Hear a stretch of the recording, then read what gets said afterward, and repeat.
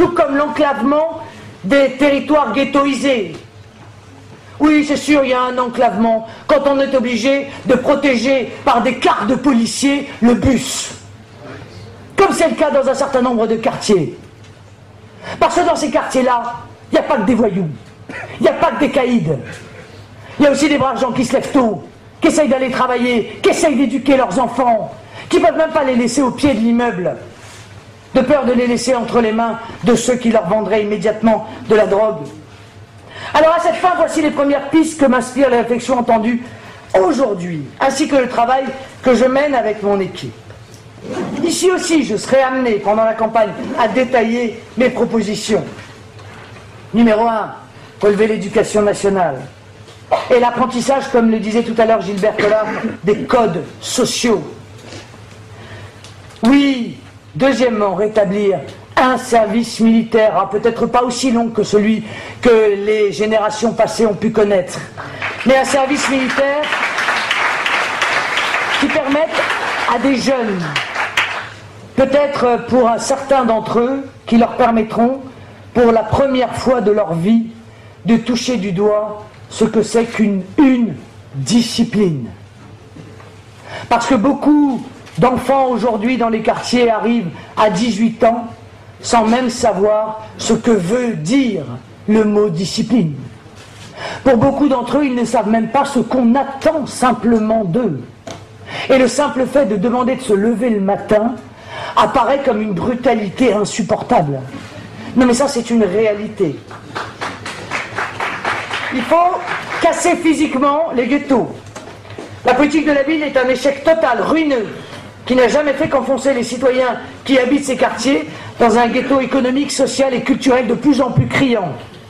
Il faut sortir de cette politique d'assistanat financier, qui en réalité ne résout aucun problème véritable et ne fait qu'enfoncer ces quartiers dans un cercle vicieux. Ne vous y trompez pas. On dit que l'on déverse des milliards pour préserver la paix civile. C'est pas vrai, la preuve, elle n'existe pas cette paix civile. On déverse des milliards, vos milliards, pour préserver la paix politique. La paix de ceux qui sont les élus de ces quartiers, et qui devraient être les premiers à agir, et qui devraient être les premiers à parler. Ah non, pour que personne ne parle, on paye. Les Français sont tous égaux, comme notre devise le dit, et j'entends faire respecter cette exigence d'égalité. Je mettrai donc les moyens et la volonté nécessaires à une politique de restructuration rapide des quartiers et des bars ghettoisés afin de construire des habitations humaines, vivables, où les trafics ne pourront plus prospérer aussi facilement. Mais pour ça, il faut aussi lutter contre les dégradations, mes chers amis. Parce qu'on construit des superbes immeubles, +2, +3, taille humaine dans un certain nombre d'endroits. Au bout d'un an, elles sont transformées en dépotoirs. Tout y est cassé. Les ascenseurs, les escaliers, les graffitis. Et bien là aussi, il faut que ce soit les voyous qui commettent ces délits, qui les payent. C'est pas plus compliqué que cela. Parce que ça sert à rien de dépenser de l'argent dans la rénovation urbaine. Si on laisse quelques voyous détruire l'habitat des honnêtes gens qui sont aussi dans ces immeubles. En 5 ans, je pense qu'il est possible qu'il n'existe plus aucun ghetto. Ce sera l'objet du plan quinquennal de restructuration urbaine et de retour des services publics que je propose au pays comme voie de redressement. Ce plan sera inscrit à l'ordre du jour des préfets. Déghettoiser, les territoires, je l'ai dit, c'est avant tout y assurer le service public. La privatisation, la libéralisation des services publics conduite par l'UMP, le PS, à coup de directives européennes, vous savez, ils passent par l'Union européenne, c'est plus facile. Ça fait maintenant près de 20 ans que ça dure, et ça a eu partout des effets catastrophiques sur les tarifs, sur l'accès aux services publics, sur la qualité des prestations, et on en parlait tout à l'heure, bien entendu, en ce qui concerne la santé. Mais dans les quartiers où sont concentrés tous les problèmes, évidemment, les effets sont encore plus nocifs. La politique de reconquête des services publics profitera à tous les Français. L'État reprendra la main et les processus européens dévastateurs de destruction de ces services publics seront stoppés. Mais Mon ambition pour les services publics concernera encore plus particulièrement les quartiers dont nous parlons aujourd'hui, mais aussi les campagnes. Aujourd'hui, ça n'est pas le sujet de notre discussion. Mais il ne faudra pas oublier que les services publics aussi sont en train de disparaître dans les campagnes. La police, bien sûr, devra être présente partout, c'est une exigence première, je l'ai dit tout à l'heure, mais je veux aussi pour ces quartiers des soins de qualité qui ne doivent pas être réservés aux riches communes.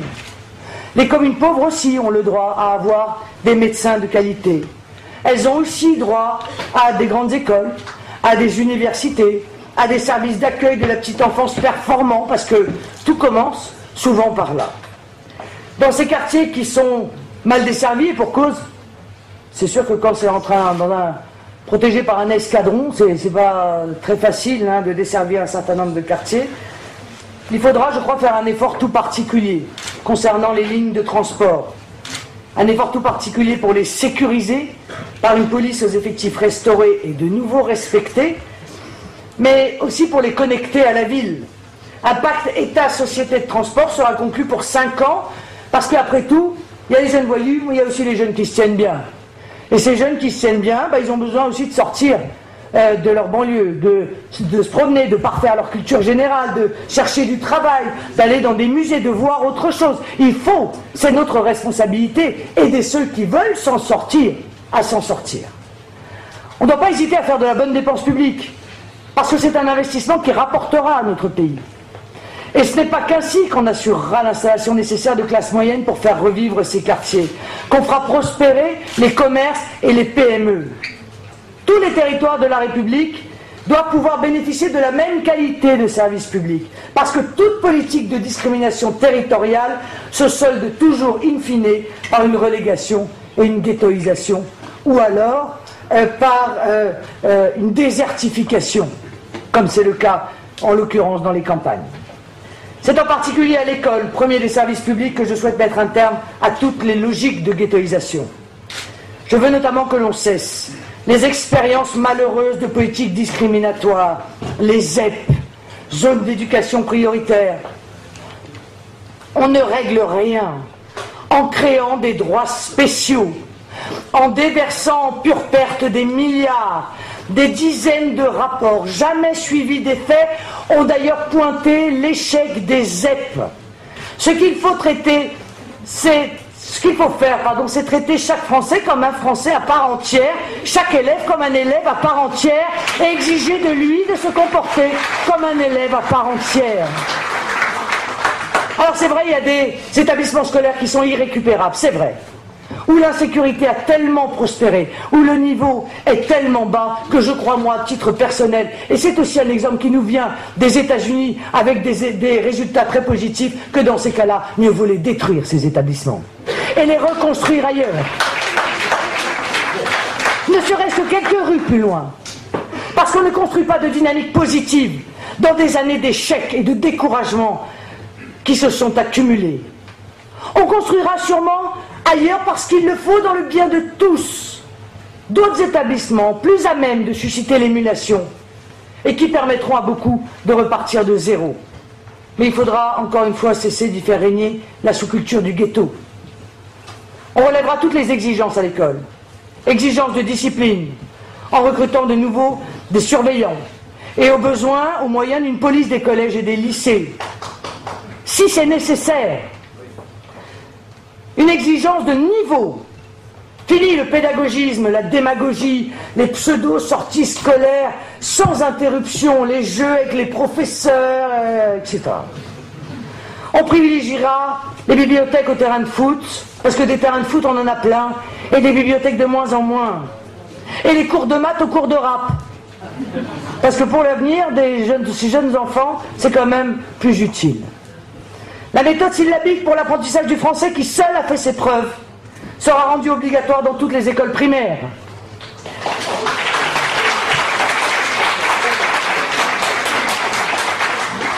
Excusez-moi, mais avec l'autre méthode, déjà les Français d'origine française n'arrivent pas à parler français et à le lire. Donc vous imaginez les Français d'origine étrangère. Non mais, faut être honnête, bon. Il n'y a aucune raison de considérer que les jeunes de ces quartiers ne sont pas aussi doués que les autres. Il faut juste les traiter comme les autres et ne jamais faillir. Il faut promouvoir le talent, parce que promouvoir le talent, c'est aussi lutter contre la persécution des bons élèves, qui souvent rasent les murs. C'est ça aussi. C'est cette culture-là qu'il va falloir éradiquer. Quand dans des classes, dans des quartiers difficiles, le bon élève, il est plaqué au mur. Il est insulté. Pourquoi? Juste parce qu'il est bon à l'école. Et être bon à l'école, c'est scandaleux, de la part d'un certain nombre, dans l'esprit d'un certain nombre de jeunes. Là aussi, vous voyez bien que c'est un cercle vertueux qu'il faut remettre en place, parce que dans beaucoup d'endroits, c'est un cercle vicieux qui s'est installé. À ce sujet, il faudra aussi faire en sorte qu'on parle français à la maison. Pour les parents maîtrisant mal le français, ben oui, c'est la moindre des choses. Notamment, lorsqu'ils sont d'origine étrangère, des cours de français seront rendus obligatoires pour les remettre à niveau. Et mieux dialoguer avec leurs enfants, mais aussi évidemment avec l'école. Un cours par semaine pendant 1 an, un cours républicain et citoyen de langue française, c'est pas beau ça? Les professeurs français qui assureront ces cours seront même logiquement d'ailleurs gratifiés d'une prime. Ben oui, moi je voudrais une France qui produit des prix Nobel et qui puisse en produire sur l'ensemble de son territoire. Parce qu'on est en train de tuer des petits Mozart, peut-être tous les jours dans ces quartiers-là. Je veux récompenser le mérite, l'effort et le travail, et bannir la discrimination positive, parce qu'elle est anti-républicaine et raciste.